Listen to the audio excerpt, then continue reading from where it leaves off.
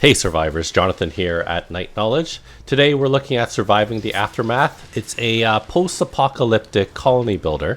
The developers is Iceflake Studios, which you may not have heard of, but you've probably heard of the publisher, Paradox Interactive. Now you know me, I have three types of games I really enjoy: mechs, zombies, and post-apocalyptic. For mechs, we have MechWarrior 5. For zombie games, we have State of Decay 2 and Project Zomboid. And for post-apocalyptic, I've been looking for that itch, so we have Wastelanders 3, the Fallout games, but I haven't had one recently.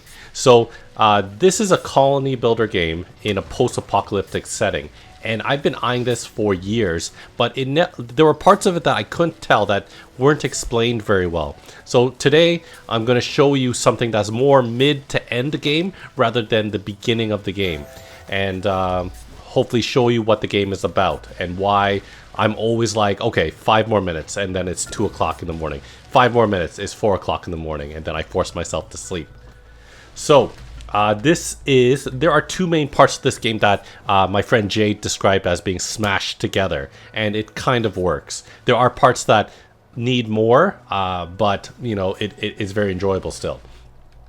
So this is the colony builder screen, and as you can see, I have lots of buildings built. So if I click on it, it shows me what I have going here. So I have a shanty right here.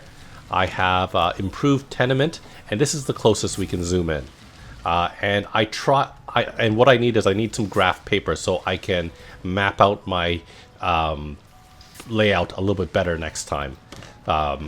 So I have improved tenements, as you can see here, some major stats, health, and contamination, because there is pollution on the map. So as you can see here, pollution's not good, because that can make your character sick and possibly die if they don't get medical attention.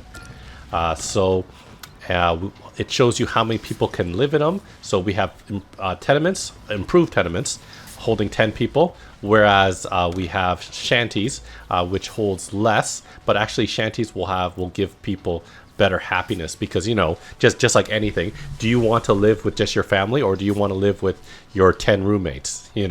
So as you can see here, we have a whole lot of things to track. Let me show you the rest of my base. So as you can see here, we have a lot of my residential area is right by the front gate, which is where we defend. We have a bit of farms going on here. We have a water tower that feeds water to the farms, as well as the cookhouse. We have over here a burial pit with a memorial. Schools are to educate children. If your children are educated, when they become adults, they will be more productive members of the society. And once adults get older, they'll become elders, which can still do certain things. Elders can't become pregnant and have children, but they can still do most of the other tasks. Eventually they will die. So over here we have a doomsday bunker. It's one of the end game type of things you have to do to trigger the end game. And we have a lot of resource gathering buildings. So like here, this is a recycler which gathers plastic. And one of the really cool things I like about this game versus other, other colony builders, is that you can move the work area. So once a node gets emptied out, you can move the work area. So as you can see here, we follow the arrows, and all the way over here we have a plastic deposit that is almost empty. Once this is done, we can click on move work area and try to find on the map where's the next plastic deposit, and it shows you, it lights it up for you. But we don't need to do that. There's so much to talk about. Basically, we started building here, and we built up towards more of the resources, specifically the water, because on my map I did not have very many water deposits close by. So there's one here, although I did find out later on that there was a big one over here. Once again, I am more about I'm about mid game ish right now, because I do have this area over here. It's a little bit hard to see because it's nighttime, but we have some solar panels right here. We have an environmental station that's able to remove those pollution pockets, because we had them like very close to town. We were building very close to it, and our food was getting contaminated. Our water was getting contaminated, and then my colonists got sick. So like I had about 16 people at one point irradiated or infected. So not great. Oh, so this symbol here with the red border tells me that the pollution deposit has been removed. So now we can find a new one. I can do this. I can oh, actually so there are different overlays, and it tells you soil fertility, temperature, where there are living beings, if there's hiding sandworms. But let's move the work area for this so that we can remove some more pollution. That might be a good spot. Is there anything close to our guys? Maybe this one. Maybe we can remove this pollution and make use of more water over here. So many things on the screen to teach you. What's happening on the left hand side is all the different things that is happening. I can remove that. So that's the active research. I'm researching parts production, which is this resource at the top here. So as you can see, I have lots of wood, plastic, metal, concrete. I had many components. I don't know where they all went. That's a good question. Oh, you know what? They all went into this plastic extractor, which I need parts. I did not realize it needed these parts, so we can't build that yet. But it's a plastic extractor. There's apparently 8,000 or 8,300 units of plastic, so we'll be able to get that. Let's take a look. So I think my guys are okay. The other things you have to pay attention to is food. You have to make sure you have food for your colonists, water, and electricity. Electricity is more for running your buildings. So you know what? Let's go build. We're slowly running out of water, so let's get more water. I've been making wells because they are more reliable. The thing about wells is that they can't be too close together. Let's see, high efficiency. 89, 81.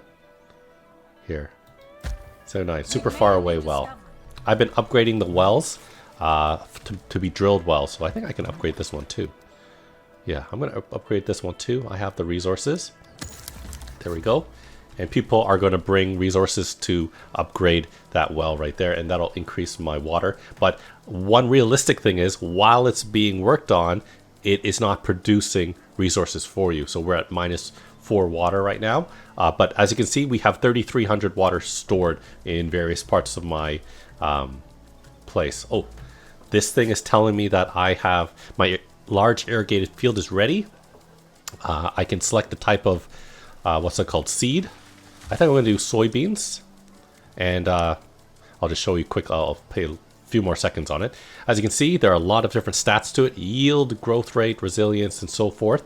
So soybeans I actually picked up recently, because you don't start off with every seed. You have to trade for it or get it as a reward. So I have soybeans, which will have a huge yield. Hopefully that'll help feed my people. Okay, so that is that right now. As you can see, there's other resources, and they all play a part in the game. For example, tools. Tools increases the work speed and efficiency moderately. So I've actually been very lucky in this game. I've been looting a lot, scavenging, and I've been finding a lot of tools. So my tool maker right here hasn't been too busy, but we are slowly, because of all the workers we have, we are probably using it faster than we can scavenge. So I have someone making it for me right here. We have clothes, something that I've been very low on. So clothes, as you can see, they provide protection, and the post-apocalyptic future is not nice to us. So we always need clothes, and the clothes maker is always busy as well. Do we have enough fiber? Yeah, she has enough fiber. She's just not very quick at crafting. So that is that. Let's look at the other main part of the game, and that is the overworld. So this is our town called Dead Zone. And we've already scavenged from our local areas. So like the camping site had clothes, the farm had some tools. I think is all random though, and except for I think the beginning zone. The beginning zone always seems to start off with clothes, tools, and a place where you can get some research. So the map is huge. I'm going to zoom out all the way. As you can see, there are parts that I haven't explored, those dark areas, parts I have explored, places where there are raiders. If you defeat the raiders, then they might give you a bit of resources, and usually there's something underneath the tile that they're on. As you can see, there are places we can scavenge. So this place has antibiotics. There is no hazard, and you won't take any damage going there. This, unlike the lone cabin, which will give you better version clothing. I think that's clothing version 2. As you can see, basic, sturdy, protective. So this is tier 2 clothing, but it will damage the scavenger by 10 damage per 12 hours. So, which goes to talk. So now we have to talk about what we have, our specialists. So specialists are like your heroes, which you can hire every 3 days if you have the money. You need about 700 to 1,000 silver to be able to purchase them. You can earn silver through fighting, scavenging, and by trading. And let's actually look at Aramis. So he is a scout. He actually is a high damage scout. So the starting scouts only do like 7 or 10 damage at the most. He's an okay scavenger. He's an okay researcher. I might have to change him. I've been using him for scouting, but also for fighting. So what did he do? I forgot what he was doing. Anyways, I'm going to have him keep scouting. The thing about scouts is that they can scout the fastest. So he will scout this in what? In 1 hour? No, that's very fast. The one thing that is special or that's different about specialists or heroes in this game is that they don't gain levels. I don't understand why they don't gain levels. They don't become more powerful. It was a big miss, I feel. Like they're spending all this time, they're not gaining experience. So here we have Crow. She just finished scouting this area, and she discovered this Wolfgang's lair. So he has probably something underneath him. He has probably some sort of resource underneath him, but we have to fight him, and it tells you in the middle. So we're evenly matched. It'll take about a day and 15 hours to defeat him, and we will most likely win. There's a chance we might lose, but I haven't really seen it. But when it's evenly matched, I will send multiple specialists out to tackle it so that they take as little damage, because if they take damage, they have to go all the way back to town, which is all the way over here. It's going to take, as you can see, 6 days at least to get back there, or they'd have to go to a health or a medical outpost, but I only have the medical outpost out there in the northeast area. So back to Crow. She finished scouting. I'm going to keep having her scout. That's one of the most important things at the beginning of the game. You want to scout as much as you can and find the rare resources. And I'm talking about components. Components is probably one of the rarest resources. I also feel like over here in the other section, fun box. You need fun boxes for entertainment buildings in your colony so that they're not unhappy. Okay, so she's scouting as well. Is there anyone else that's busy? I have a settler here. Let's take a look at this guy. He is heading to this zone right here because there are, hold on a second.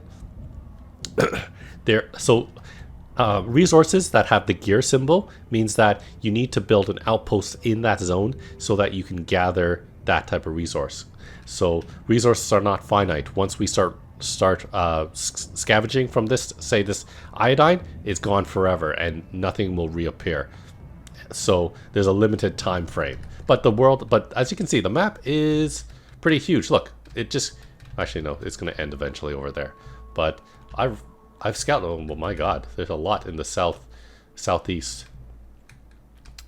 Okay, so that guy's going there. So what was I talking about? I was talking about, so this gear symbol means that I will get X amount of research every 12 hours. So right now or 24 hours. I got 156 coming in every 24 hours, which ain't bad. It was really good at the beginning. So there are different rarities of these sites. So this one is giving 16 research every 12 hours, whereas This one over here is 8. So it's very close to base, which is great. So it's not much travel for your settler, but you're getting half as much research.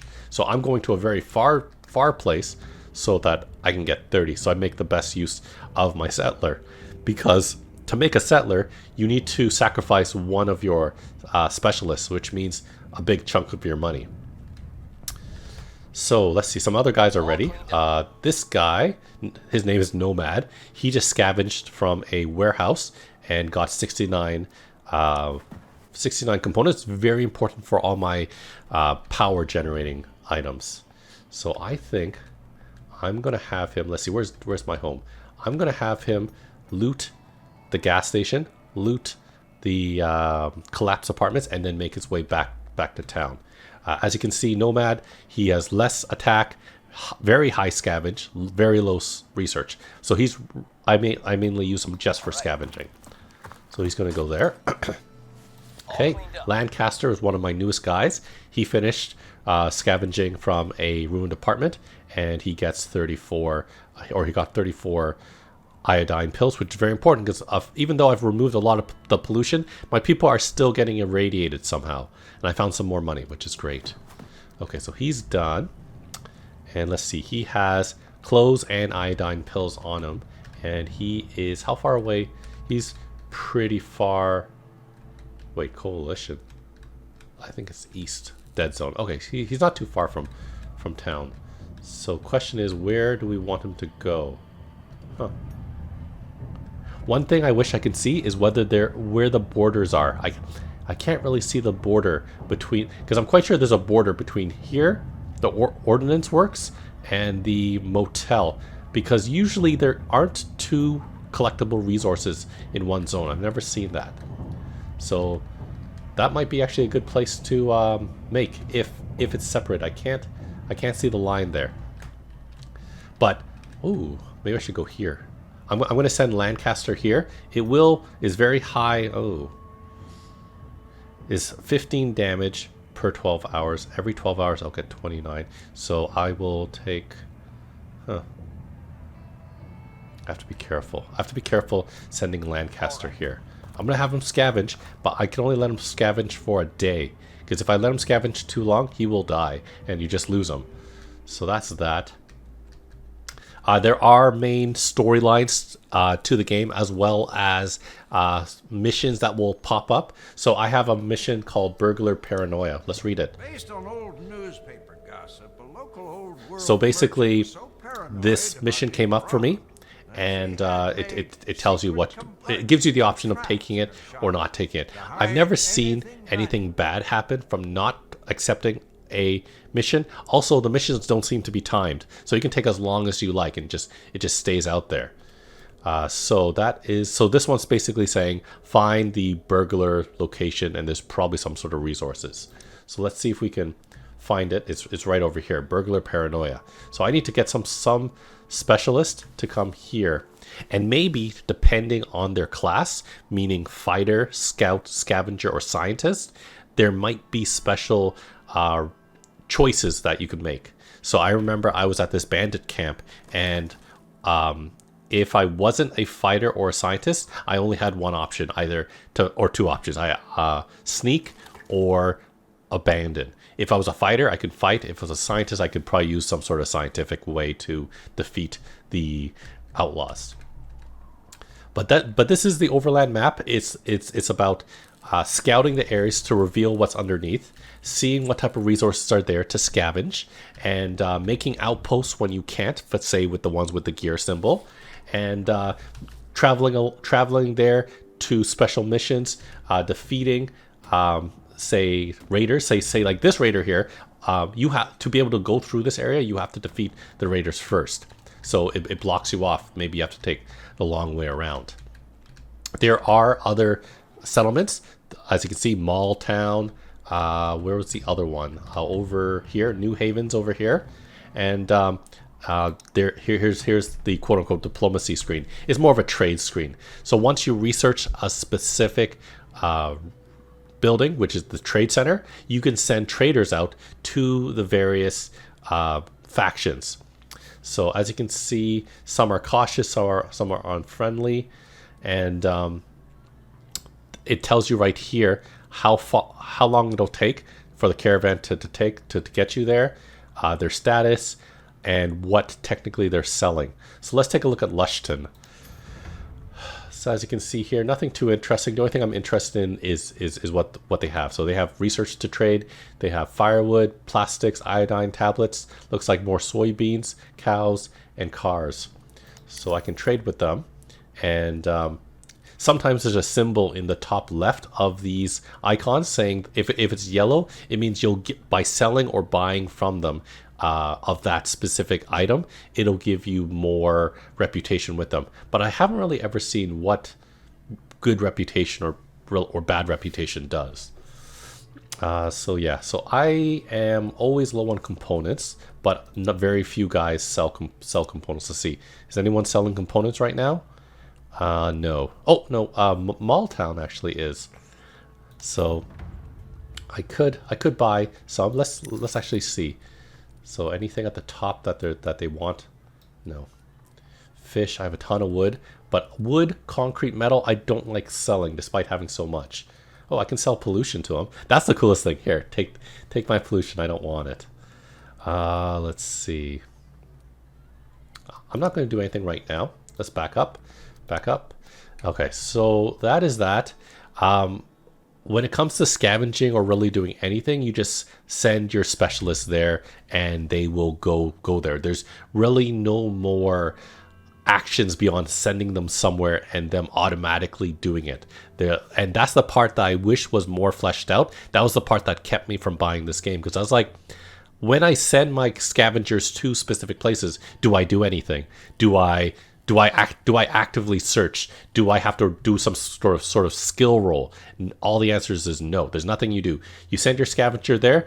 After X amount of hours, they will finish scavenging. They'll either die from the hazard damage if you're not paying attention, or they will succeed, and then you can either choose to go to a new place, or you'll have an option to send them home.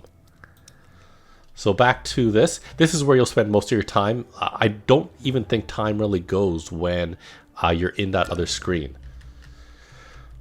So let's see what's happening here. What am I doing? So we have irradiated colonists, and I have a few different medical tents treating people.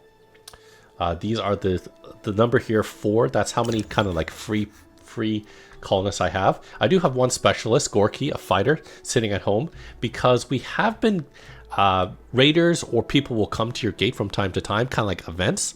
And although we have upgraded the gate, as you can see, we have a reinforced gate.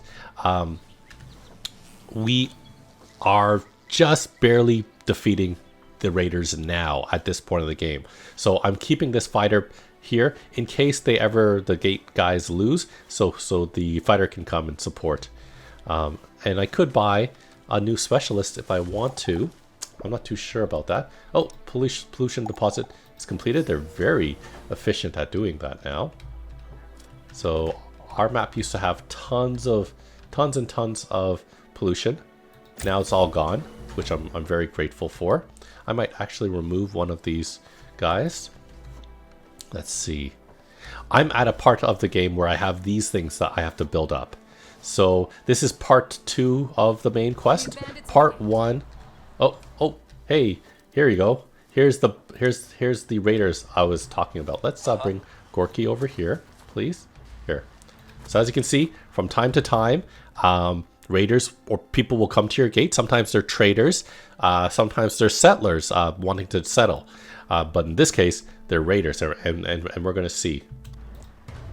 A group of plain-looking but obviously angry survivors storms to the gate.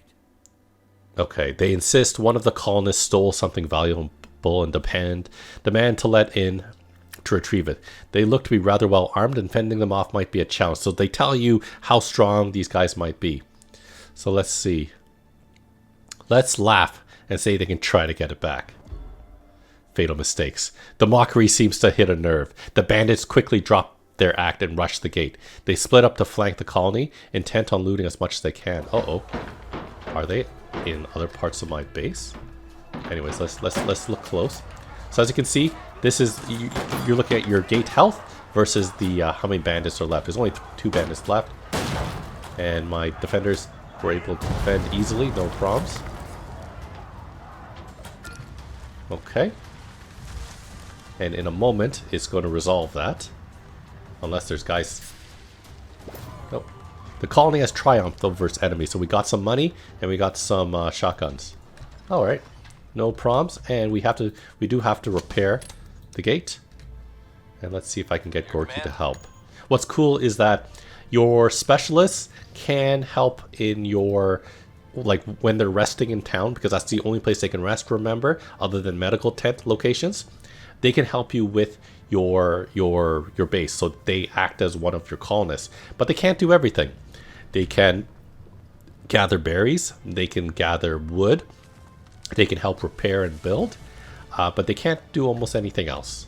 Oh, and they can fight other animals on the screen. So, as I said, I'm keeping Gorky here. Maybe it's not the best use of him, but as I said, raiders are coming, and they are a little bit stronger, and that gate got to about, what, 62% health. So eventually we are going to lose, but there are research things we can research. Speaking of which, I did finish researching something. Let's take a look at what I researched. Mechanic shop. Oh yeah. So let's see. We can turn junk into parts. And I need lots of... what's it called? So I need lots of those components. So let's go buy components. Because we're going to need lots. Because as you can see, this mechanic shop, where we need the parts for, requires energy. What do you need for energy? We need either solar panels or wind turbines. And wind turbines needs more of those parts. So we're going to have to make more solar panels. But that needs 5 components each. And we only have 6 right now. But remember, we had that other guy that had, what, 30 something? Or was it 60 something components? So since we don't have enough, what I'm going to do is I'm going to go and speak with... Oh, and that's what you get for waiting. So what the towns are offering has changed. So no one's offering components anymore. So that's that. Okay, so let's look at the research screen. As you can see at the top, there are 5 different tabs: food, resources, infrastructure, community, and safety. It's important to kind of be balanced at some points. It's also important to do it sometimes in a certain order. Because I remember the very first time I played it, I picked the wrong research, and I was like really behind in resources. So let's see, what are we going to do? So as you can see, food there. So you start off with skinning, which will give you fiber. You'll do ice fishing, so you can fish during winters. The basic farming, communal eating, so cooking actual meals rather than just basic foods. We've learned advanced farmings for bigger plots, and irrigation, so we have irrigated fields, so we don't have to worry about poorly fertile place.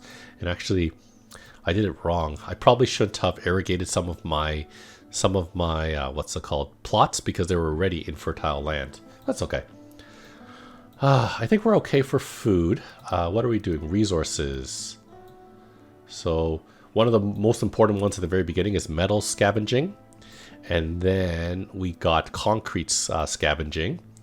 Let's see. So we just learned sewing machines. We learned industrial mining, so that we can... Because industrial mining is important, because once you extract from a node, it'll be done.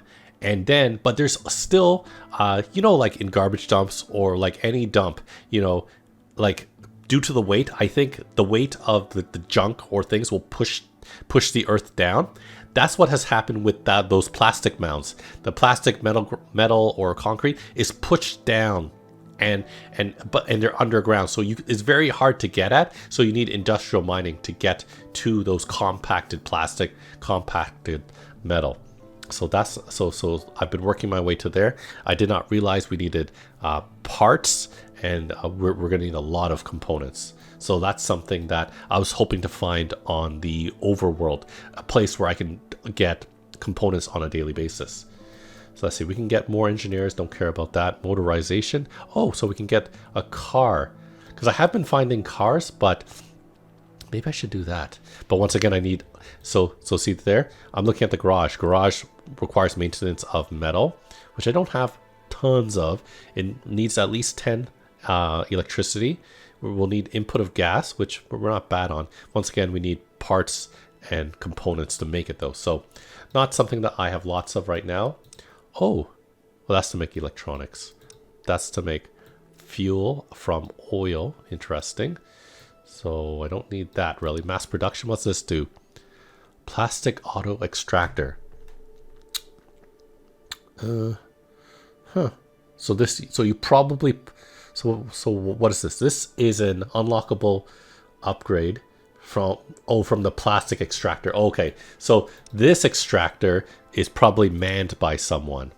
It's probably manned by someone here.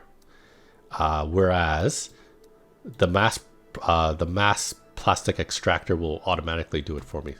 Let's keep looking. As you can see, I have researched quite far. Deep drilling. Nope, don't care about that. Don't care about that.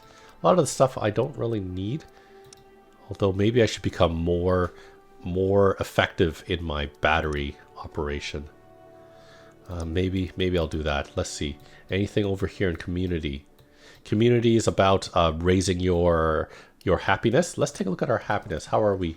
Happiness, we are pretty happy, so I don't have to research it for a while. And I'm sorry I did that a little too fast. So let's do that. You got your overall happiness, you got your welfare, you got your comfort, and then entertainment. So usually you can keep welfare and comfort in the beginning game by not doing too much, just give them houses. But then entertainment is something that ramps up over time. So they become more and more demanding for more entertainment. So I did have something. Didn't I have a pub? I had a pub. Hey, yeah, the public house has been built. I was missing some sort of resource. Fun boxes. So I must have collected enough, and now we have it. So it does consume water for the drinks, but now people are probably much happier. Okay. So we were looking at research still. Oh my goodness. This is why I say, you say 5 more minutes, and then 5 minutes passes, and it's like 2 hours later. So I'm not going to do any of this stuff right here. So we're looking at either safety or infrastructure. So let's move over here. We can go weapons crafting, medical crafting. I don't really care for that. Also weapons crafting is going to need parts. We need parts out the wazoo. So this ain't good.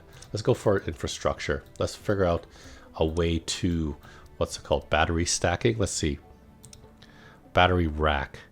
Oh, so this stores energy. Big panels. Oh, this is probably what we want. More powerful solar. And is there anything else? Large rotors. Okay. Let's go with powered heaters. So in a day and 4 hours, it'll be done. So now I'm going to look at everything I've missed. So what's happening? Colonists are malnourished. I have some places to cook food right here. This guy right here, if I zoom in. I have the cookhouse. They are making meat meals. Whereas I have the other one over... it's over here. Over here's the other one. And this group is making vegetable meals to help with the malnourished. But I think I need to have either more types of food sources, or I need to have... Yeah, I need to research the food one. So I need to go over to chef training maybe. Maybe that's what they're wanting. But I'm kind of far from it. I got to do aquaculture, alternative proteins like insects. Chef training right here. So this is probably what they want, but I don't want to do that. God, it's going to take so much. Okay, so let's see. So Wallaby made it home. He brought back something, I imagine. Yeah, he should have brought back a lot of stuff. Oh, some of my specialists are done. Crow has finished scouting. So what do we got here? Oh, we got a double. Oh, so that is a real thing.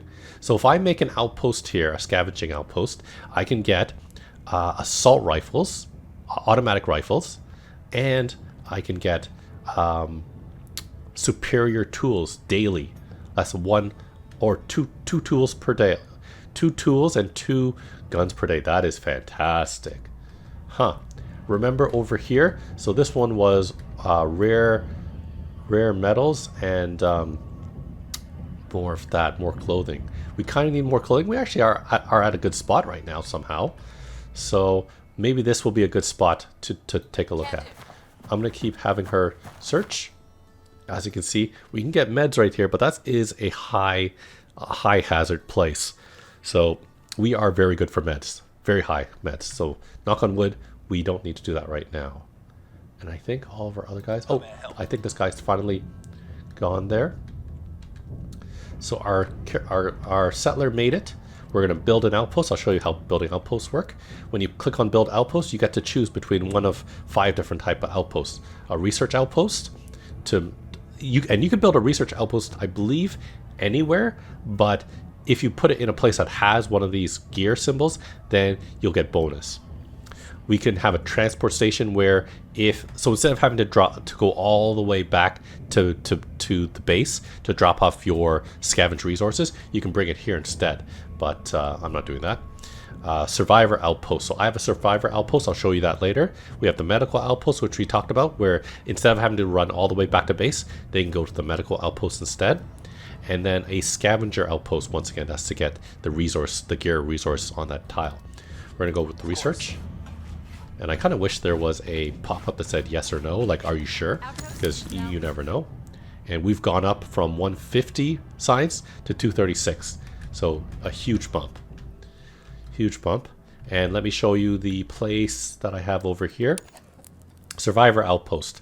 So as you can see here, we get 0.55 settlers every 12 hours. So basically 1 settler a day. And it'll hold up to 10. If you don't do anything, it'll just stay at 10. And I'm going to take the survivors now. And they're going to make their way from up here all the way down to our colony. And it'll add 10 to our colonists. So we have to have everything ready. It's not just about having food. It's about having enough shelters for them, enough water, because the more people, the more water is going to be consumed. So let's go back up here. You'll also need a lot of other things like clothes, tools, weapons. So it's not just, you have to have everything ready. So one thing that I like about this is that if you've been looking close, there are different biomes. So as you can see, this is a wasteland biome.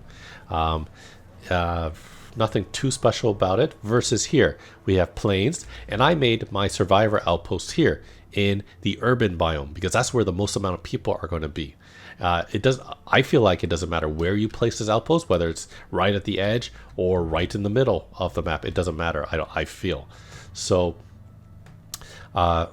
So yeah, I picked the survivor outpost here. I was looking specifically for an urban area so that I can get the most amount of survivors per day.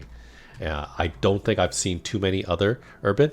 Here's one, but I don't think there are any other urban spaces. That's wasteland, that's plains, that's wasteland, that's tundra, that's a lake.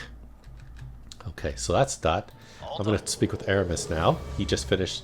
Ooh, look at that. Okay, so Aramis found another rare metals place. Okay, cool. Now, should Aramis scavenge some parts? Oh yeah, he definitely should. So that's all you have to do. That place said it has parts. Is going to do 5 damage every 12 hours. Aramis, due to his scavenging skill, he's going to gain 15 parts every 12 hours. So, and there's 44. So technically he'll have to stay there for a day and a half doing 15 damage, which is, he has more than enough health. Speaking of which, Lancaster's almost there, but I have to watch out because there's 60 components here. Even though Lancaster is twice as good at scavenging than Aramis, he's going to be getting 29 components per 12 hours. We're going to need technically 3 or 1.5 days to get all the components. But he only has 40 health, and every 12 hours is doing 15 damage. So I can't stay here for the day and a half to get all the components. The good thing is, you can cancel any scavenging at any time, and you will keep whatever you scavenged, and you can always come back. So I really like that. So I do have to pay attention to Lancaster because he is injured, and then get him home to heal up and drop off those components, which, as you see, we're very low on. Okay. So yes, so the overarching or the second part of the main quest right now is getting knowledge. Knowledge on life supports, medicine, defense, ecosystem. And basically what it does means that you have to turn specialists into engineers, and then on the map it will show you, let's see if I can find it. Here, you have to make a special type of outpost. So this outpost doesn't do anything other than gets you this kind of knowledge. And I believe once you max out on 100, then for all 4, then maybe you go to the next part of the main mission. I've never gotten that far yet. So yeah, so that's that. I think I've explained that. Okay, so let's see. We got 5 colonists irradiated, 5 are malnutrition. Let's see, maybe we can upgrade some places, upgrade some buildings, maybe this one.